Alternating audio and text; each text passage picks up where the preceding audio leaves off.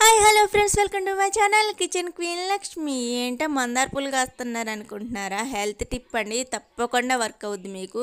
Hibiscus tea అని గూగుల్లో search చేసి చూడండి, బోల్డ్ అండ్ బెనిఫిట్స్ అయితే ఉంటాయి అనమాట. డైలీ వన్స్ ట్రై చేయండి, చాలా సింపుల్ కూడా చేసుకోవడం. ఇది కొనుక్కొచ్చుకునే పని కూడా ఉండదు. మందార చెట్టు లేని ఇల్లు అనేది ఉండిద్దా చెప్పండి?